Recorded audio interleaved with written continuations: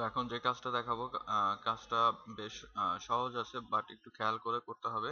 কাজটা হচ্ছে একটি সাইটে কিছু প্রোডাক্ট আছে, সেই প্রোডাক্টের ডিসক্রিপশন এবং সেই প্রোডাক্টগুলোর পিকচার আমাকে কালেক্ট করতে হবে এবং কালেক্ট করে সেগুলো ওই সাইটে ইনপুট করতে হবে। তো সাইটটা হচ্ছে এটা, সাইটের অ্যাড্রেসটা আমি দিয়ে দিব এবং সাইটের আইডি পাসওয়ার্ড সব দিয়ে দিব। তো কিভাবে করতে হবে সেটা একটু দেখাই দিচ্ছি।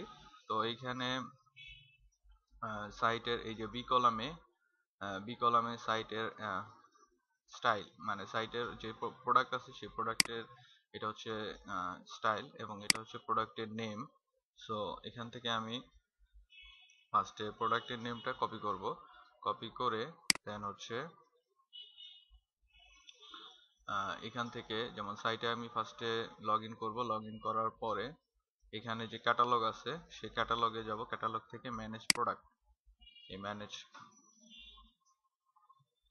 ম্যানেজ প্রোডাক্টে যাব।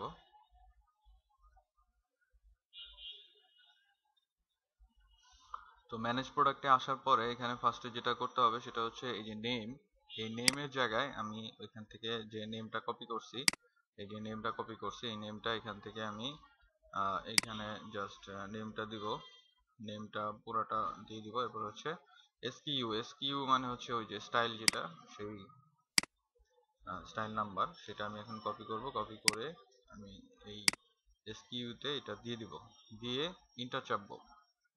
ইন্টার চাপলে আমার এই নামের যে প্রোডাক্টগুলো আছে সেই প্রোডাক্টের লিস্ট চলে আসবে।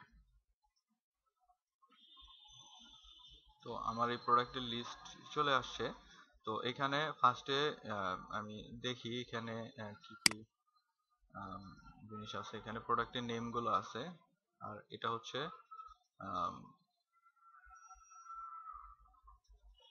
নাম্বার আর কি, সিরিয়াল নাম্বার। আর এই পাশে দেওয়া আছে হচ্ছে প্রোডাক্টগুলো স্টকে আছে কিনা, যেমন এই প্রোডাক্টটা কয়টা স্টকে আছে, যেমন একটা একটা আছে স্টকে, এটা একটা স্টকে আছে। তো সেটা দেখার দরকার নেই। ফার্স্টে যেটা দেখবো এখানে এই এই নাম দিয়ে সার্চ দেওয়ার পরে যে প্রোডাক্টগুলো আসছে এর মধ্যে